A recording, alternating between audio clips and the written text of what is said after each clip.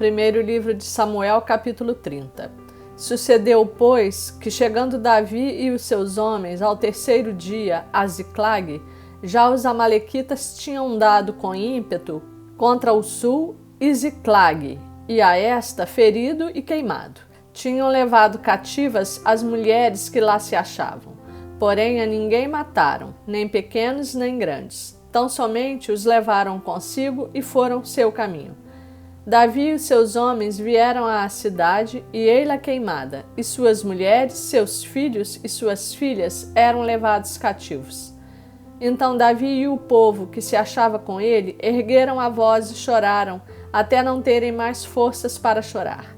Também as duas mulheres de Davi foram levadas cativas, Ainoã, a jezreelita, e Abigail, a viúva de Nabal, o carmelita.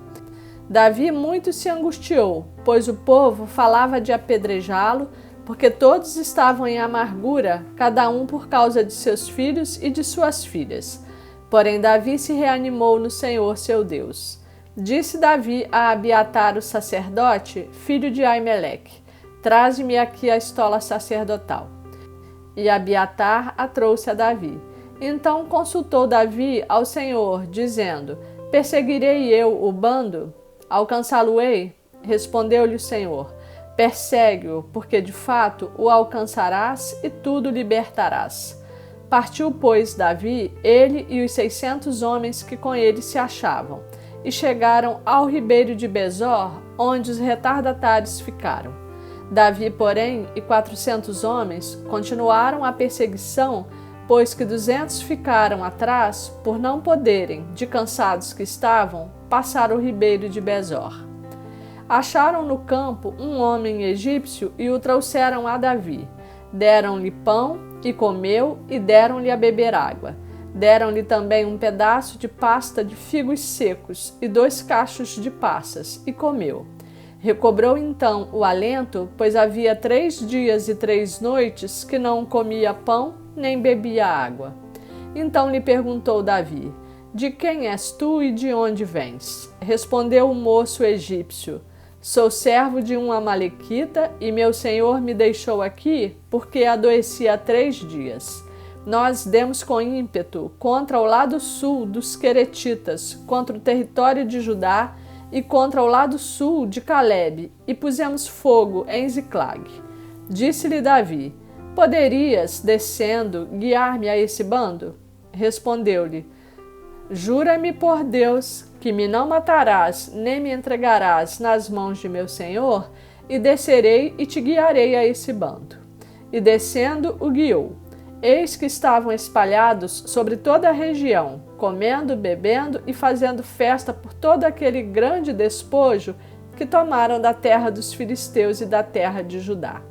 Feriu-os Davi desde o crepúsculo vespertino até à tarde do dia seguinte, e nenhum deles escapou, senão só 400 moços, que montados em camelos fugiram. Assim Davi salvou tudo quanto haviam tomado os amalequitas. Também salvou as suas 2 mulheres. Não lhes faltou coisa alguma, nem pequena, nem grande, nem os filhos, nem as filhas, nem o despojo, nada do que lhes haviam tomado. Tudo Davi tornou a trazer. Também tomou Davi todas as ovelhas e o gado, e o levaram diante de Davi e diziam: este é o despojo de Davi. Chegando Davi aos 200 homens que, de cansados que estavam, não o puderam seguir, e ficaram no ribeiro de Besor, estes saíram ao encontro de Davi e do povo que com ele vinha. Davi, aproximando-se destes, os saudou cordialmente. Então todos os maus e filhos de Belial, dentre os homens que tinham ido com Davi, responderam e disseram: visto que não foram conosco, não lhes daremos do despojo que salvamos. Cada um, porém, leve sua mulher e seus filhos e se vá embora. Porém Davi disse: não fareis assim, irmãos meus. Com o que nos deu o Senhor, que nos guardou e entregou às nossas mãos o bando que contra nós vinha. Quem vos daria ouvidos nisso? Porque qual é a parte dos que desceram à peleja? Tal será a parte dos que ficaram com a bagagem. Receberão partes iguais. E assim, desde aquele dia em diante, foi isso estabelecido por estatuto e direito em Israel até ao dia de hoje. Chegando Davi a Ziclag, enviou do despojo aos anciãos de Judá seus amigos, dizendo: Eis para vós outros um presente do despojo dos inimigos do Senhor. Aos de Betel, aos de Ramote do Neguebe, aos de Jatir, aos de Aroer, aos de Sifimote, aos de Estemoa, aos de Racal, aos que estavam nas cidades dos Jeramelitas e nas cidades dos Queneus, aos de Orma, aos de Borazã, aos de Atasse, aos de Hebron, e a todos os lugares em que andara Davi, ele e os seus homens. Primeiro livro de Samuel, capítulo 31. Entretanto, os filisteus pelejaram contra Israel, e tendo os homens de Israel fugido de diante dos filisteus, caíram feridos no monte Gilboa. Os filisteus apertaram com Saul e seus filhos e mataram Jonatas, Abinadab e Malquizua, filhos de Saul. Agravou-se a peleja contra Saul. Os flecheiros o avistaram e ele muito os temeu.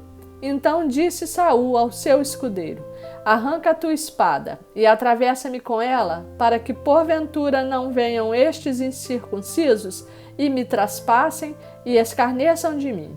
Porém, o seu escudeiro não o quis, porque temia muito. Então Saul tomou da espada e se lançou sobre ela.